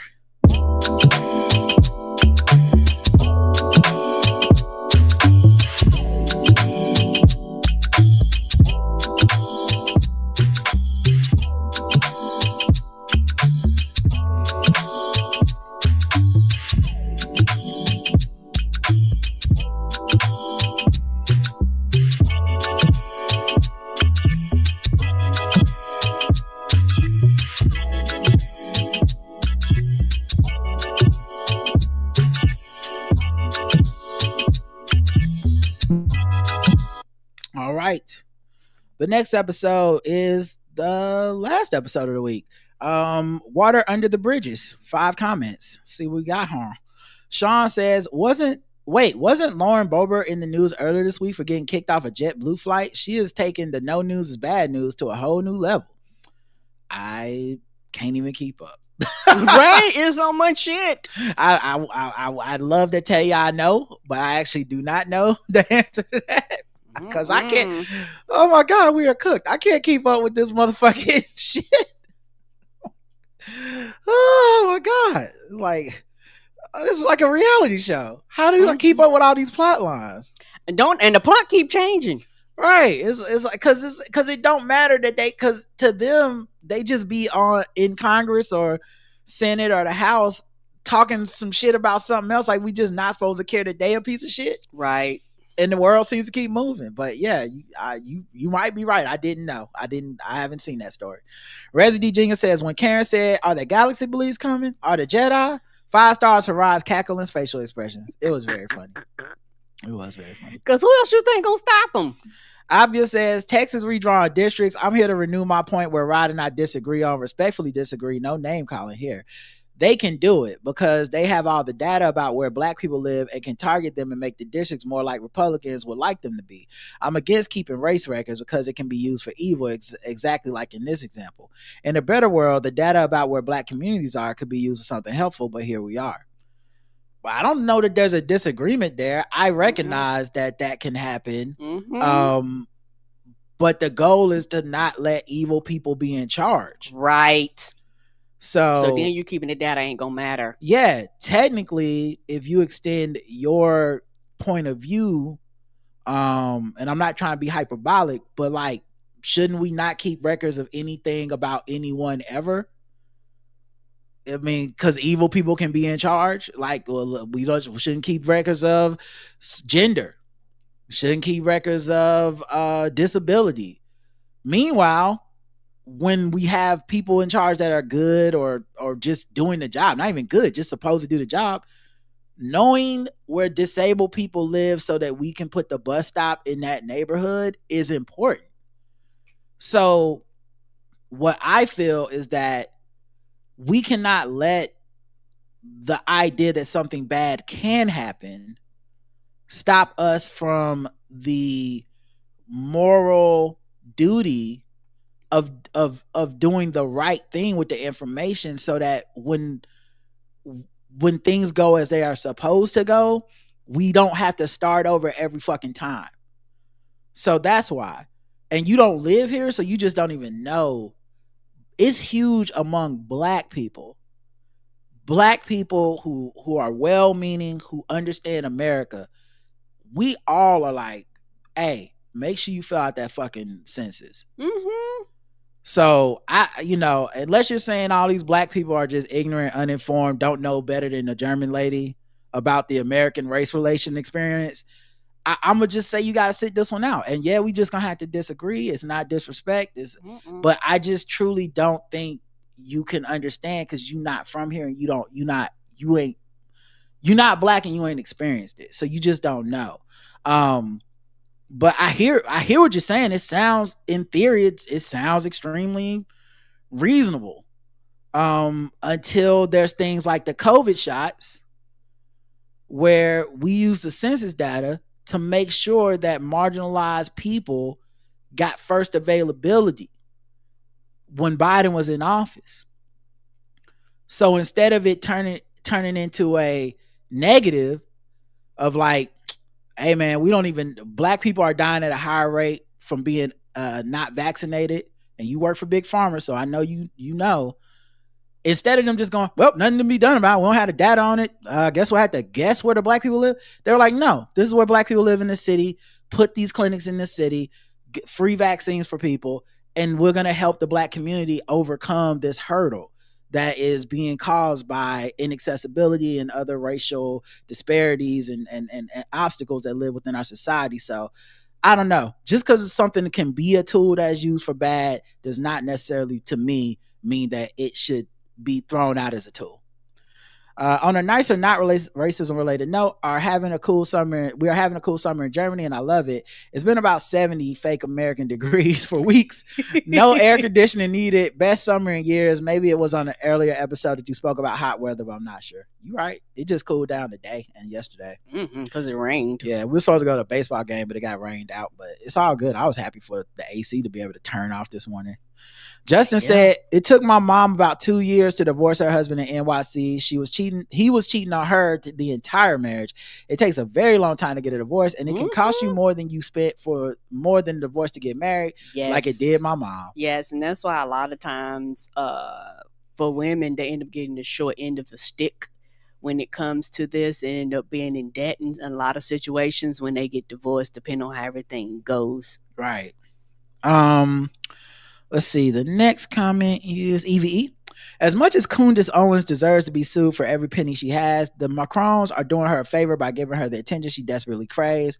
They'll sue her and probably win, but she won't pay a dime and will make it her entire personality as long as she can milk it. Some trolls are better off ignored.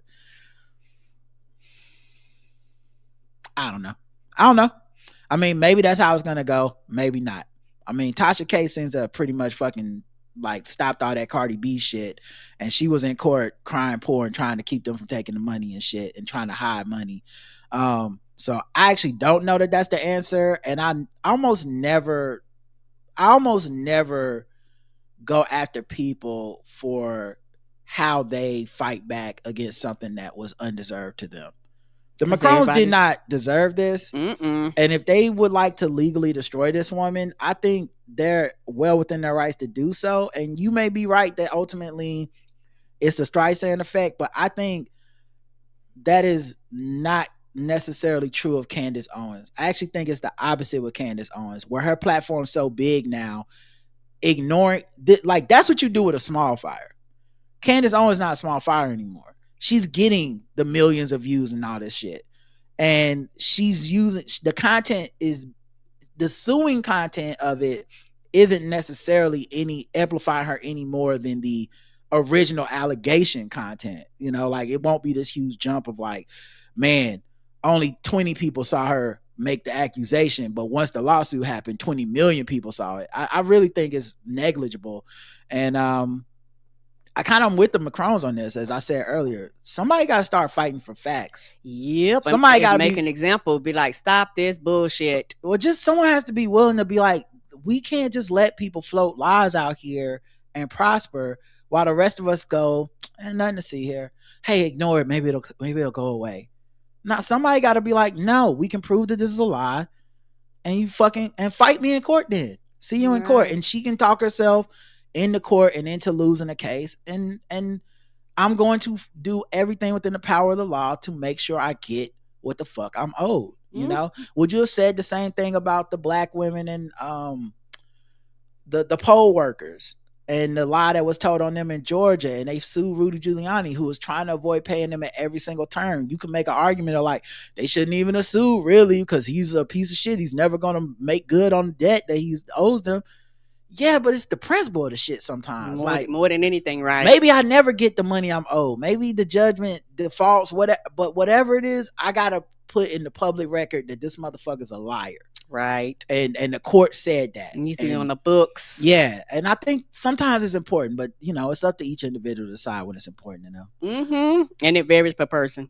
All right. Last YouTube comments. 12. Wow. Okay.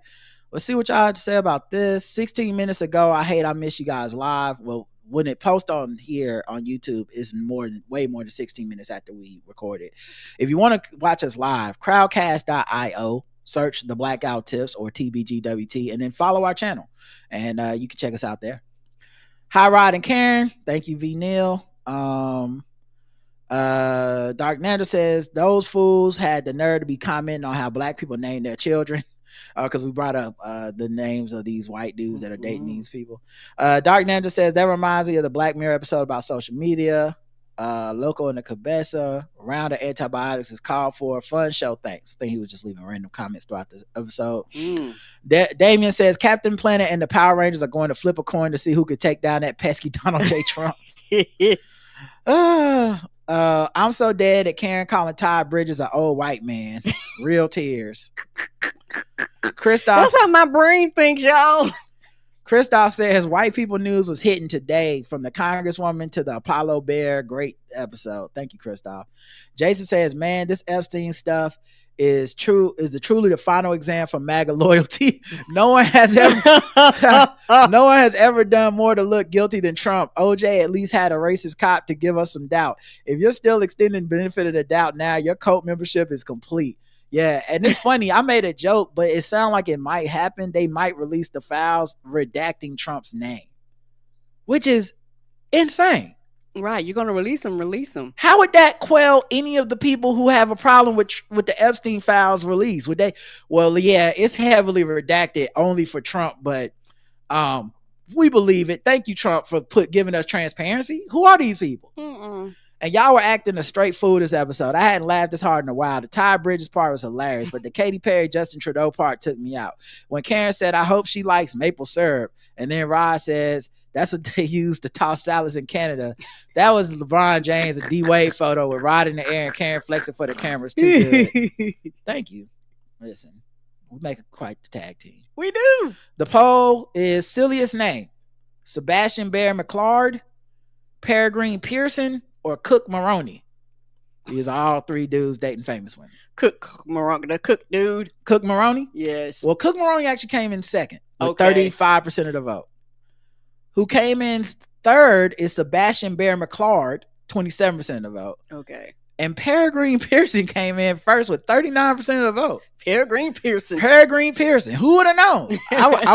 This is why we do the polls. I had no idea which was the silliest, but now we have some inkling as to which of these motherfuckers got the silliest weird name.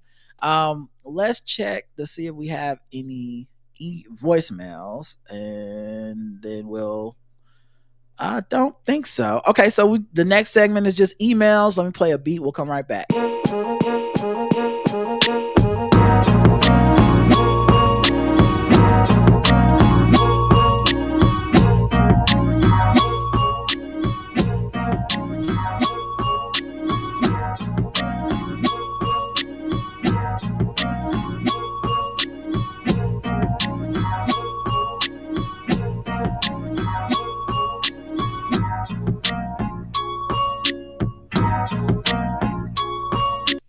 That beats Maybe by DJ Jaffa. We got two emails. Karen Critique from Yolande, who says, Yolanda, who says, hello, Karen and Rod. This critique is solely for Karen, not Rod. Finally. Time for Karen to get the smoke. Woo! I could take a day off. You can sit this one out, sir. I was getting tired of that shit. Even should I say, he still get attacked. It's about time. Karen, I can't believe you would eat Smurfs. They were delicious. Smurfs are Smurfs or whatever they're supposed to be, not food. Should we call you Gargamel now? Shaking my head. In a world that can often feel miserable, I love when you've been silly and playful and just showing your joy.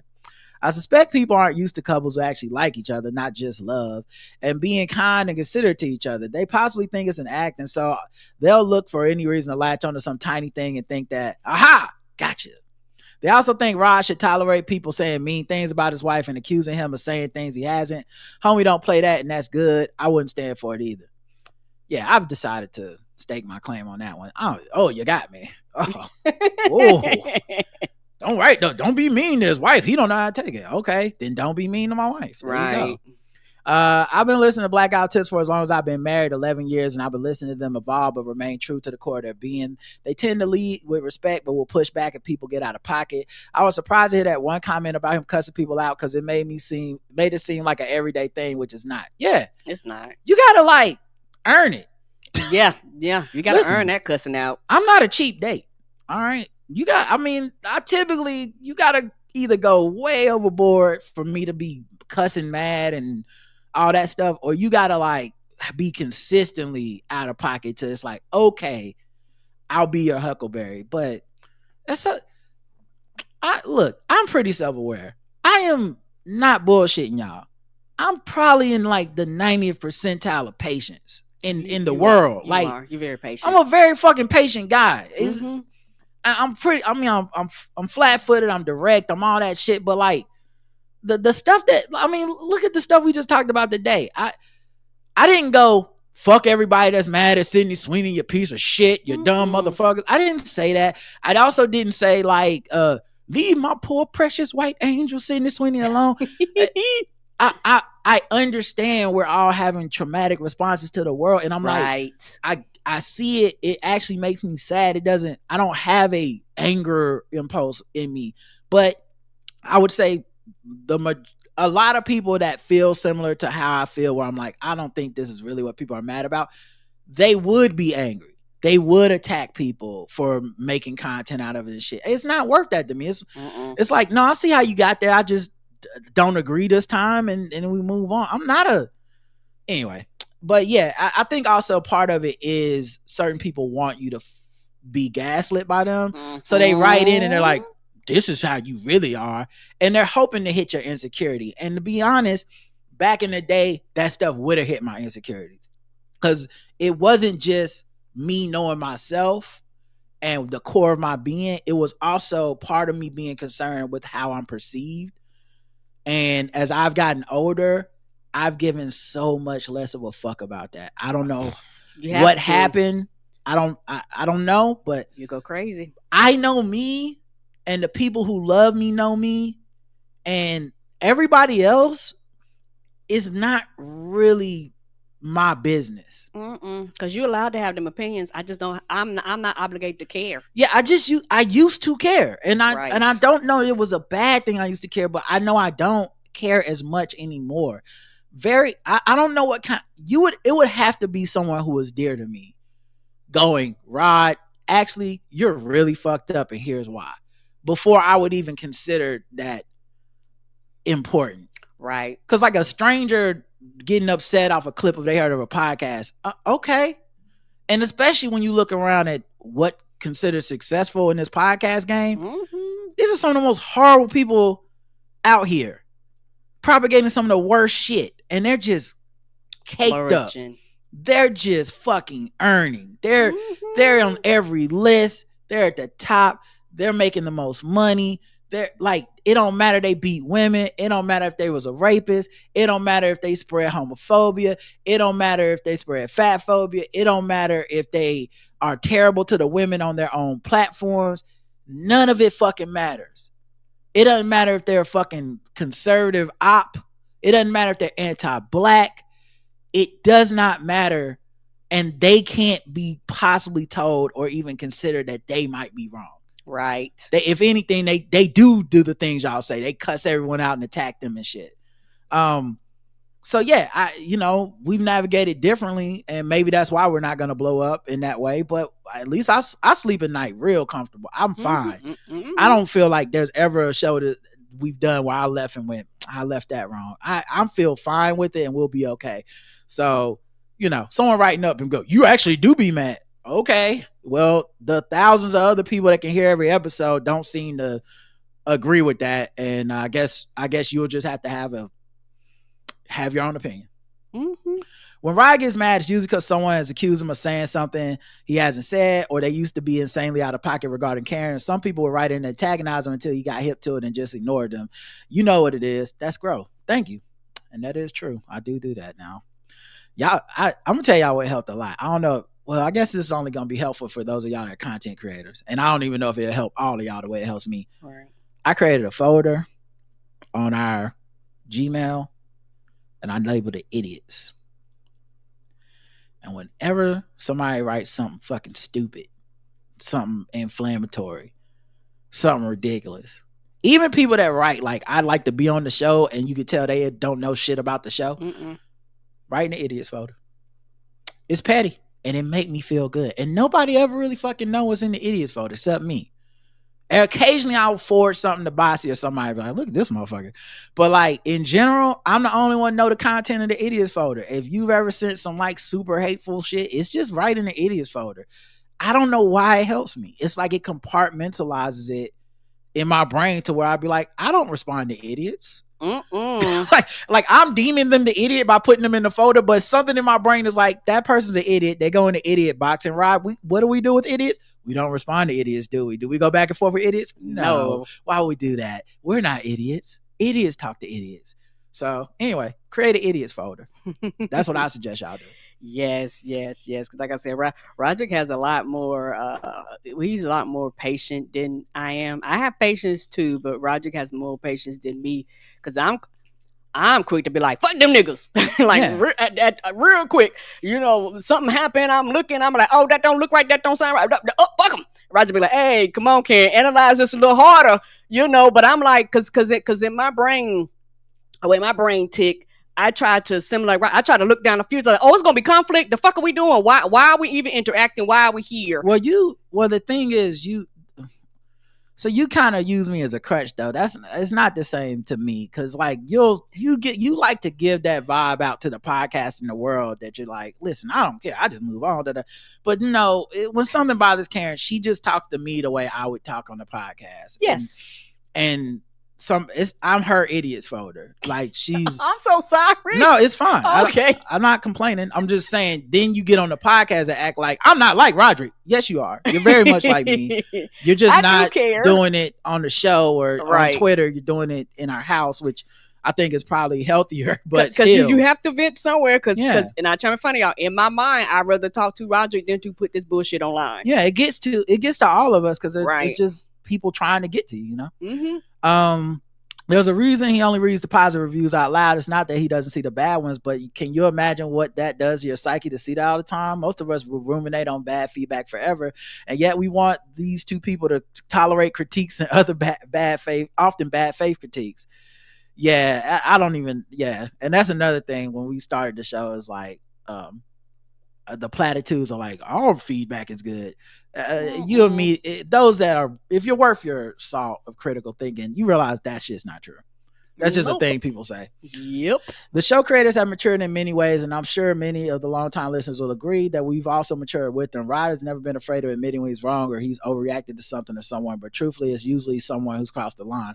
On another note, I've been listening to you guys so long that I feel like I speak fluent Karen. When Ryder said Ty Bridges and Karen said who, not that old white man, I instantly knew who she meant and said out loud, Jeff Bridges. So when Ryder was confused and asked her who she meant, I kept yelling, Jeff Bridges, Rod. Good job.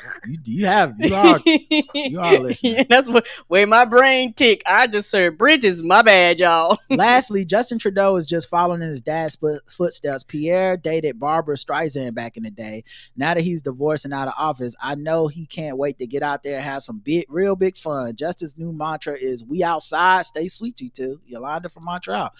Oh, well, good. Father like son, good for him. Mm-hmm. I ain't mad. Mm-mm. I didn't realize he got divorced. But yeah. Also, like, kind of weird that presidents don't date baddies. You know, like in general, like not. I mean, I guess because we make it so like you got to be married to be president of the United States, but just in general, not every president and prime minister of every country is married. It's kind of. I mean. I don't know. It is kind of interesting because you would think like a celebrity and a president have some things in their lives that are very similar that maybe a regular person would not want to be pushed into, like, right, you know, needing security. Always being watched, stuff like that. You know, like I could see dating a president and being like, yeah, I'm Katy Perry. I walk around with bodyguards and security anyway. Right. So this is just extra security as far as I'm concerned. Oh, we need to clear out this restaurant so we can hang out. That's what I do on a Tuesday. All the time, right? Anyway, they are both the same, in quotes, says Stephanie, who says, hey, y'all. Well, they got rid of the CPB, the corporation that funded NPR and PBS, something they said they would do. Yes, they did. And I think the end of the year is when it officially closes. These people who didn't vote are still talking about this. His KH would have done the same. And why aren't Dems doing anything? Every time we lose something, it's the same song and dance. Yeah. And that's scary. Yeah. This is another part of why I say I'm scared, because once again, I know I'm seeing things related that other people don't, and they'll go, to me, that's not even close to the same as saying that the guy who tried to shoot up the NFL office was actually the Luigi of real estate. I think it is the same, because they both exist in a delusion that is a denial of fact. Right. You can say you don't like or weren't supportive of Kamala Harris for whatever reason. You didn't support her at the time. Mm-hmm. You cannot say this is what she would have done and it's all this shit Trump's doing. Right.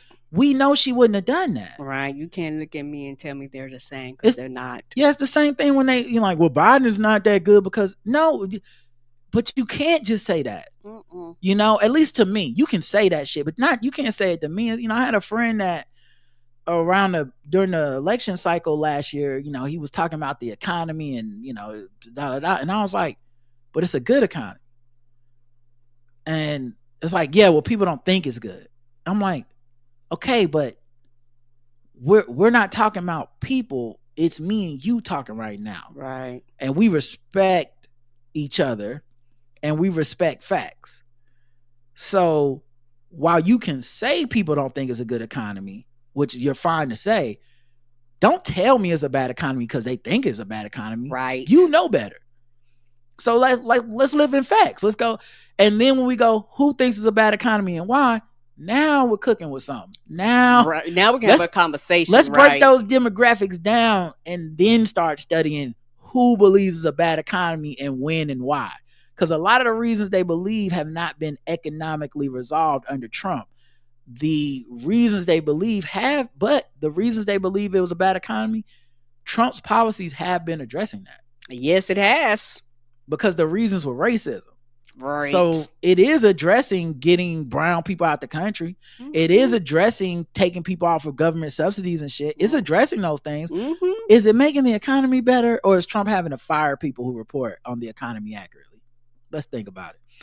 They are pretending they don't see what we see. We will be losing more and more things that we have counted on. I love PBS, so I went and got rid of Paramount and put CBS Passport on for $10 a month.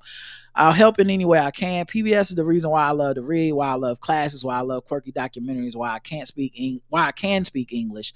Although it's not gone, it will be a shell of what it used to be. It will. Mm-hmm. Those people online and pretending the magic third party will come and save us any now day, I bet. Yeah.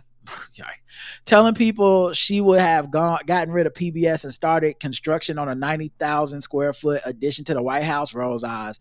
A lot of them have changed their content and aren't even talking about things that happen anymore. No, because they never cared. And look, I will say, and I don't ever share this stuff. I don't retweet it.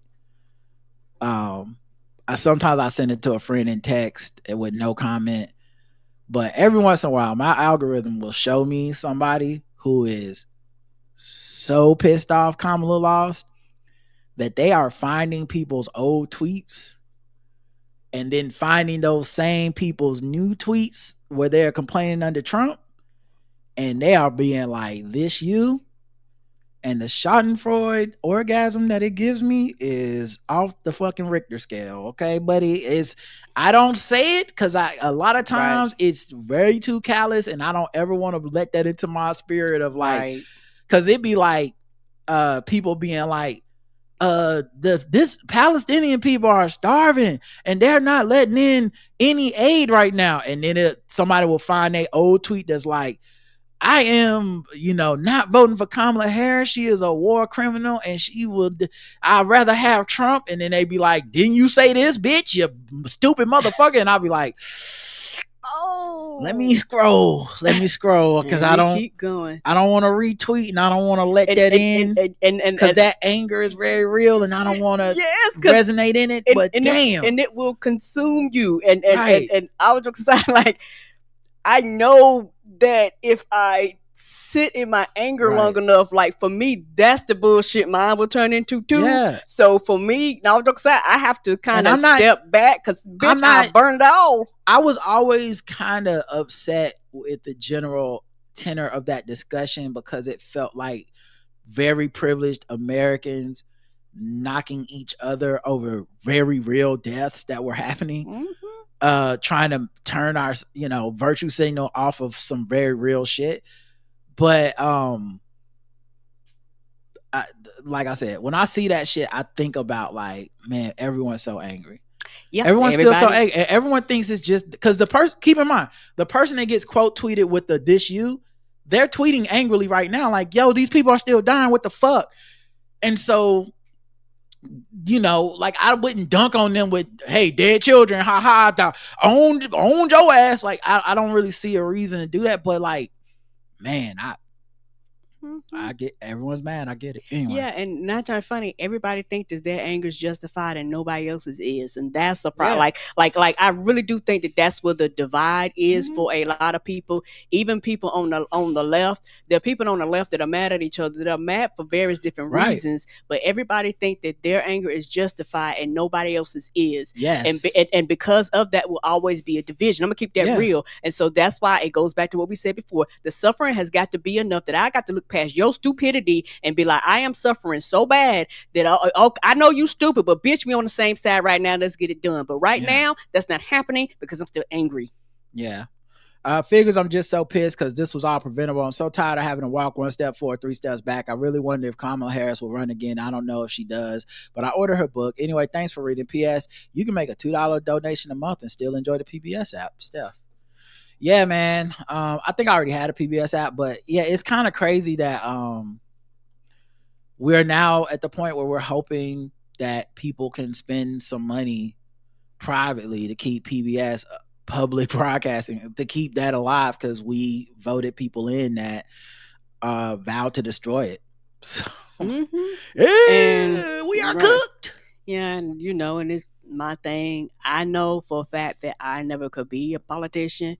I know me, like Barack Obama, Joe Biden, Kamala Harris, they are made and built of something different than me, just completely different, because the mass public and the stupidity and the demands and the ridiculousness and asking them to be all, to end all, when at the end of the day, they are just politicians. It's up to the masses to determine the future of the country, not the politicians. The politicians are just the avatar for what the people demand and the tools that the people give them, and the public and mass is just not smart enough to realize that you have all the power, but the masses act like they have none of the power and things just happen by whim, and that's not so. And people like me going, no, you actually have more power than you do have. The whole purpose is to make you feel disenfranchised. That's why we're bombarded with bullshit every day so that you drown. So you have got to kind of pull yourself out, breathe a little bit, and get back in. You can't consistently stay, in my opinion, I can't consistently stay underneath that water because I would drown and give up. And that's the whole purpose.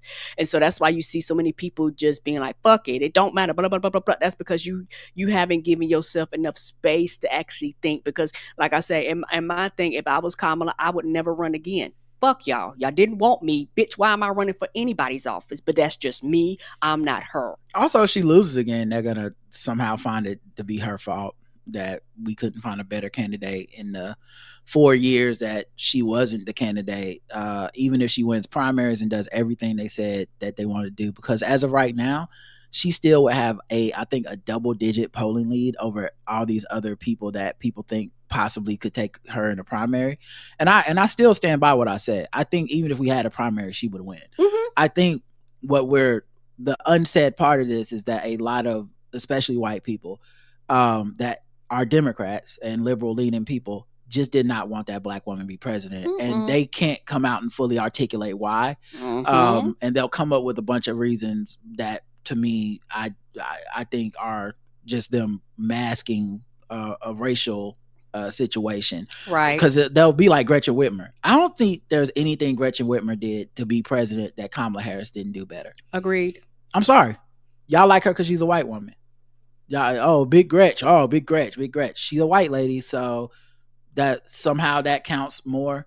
Right. You know, Pete Buttigieg, he can go on Fox News and talk. Kamala Harris can talk. That's not a problem. Right. A woman that has been in all three branches of the government. Yeah, she's the most qualified candidate we've ever had for president. It's you're not gonna beat.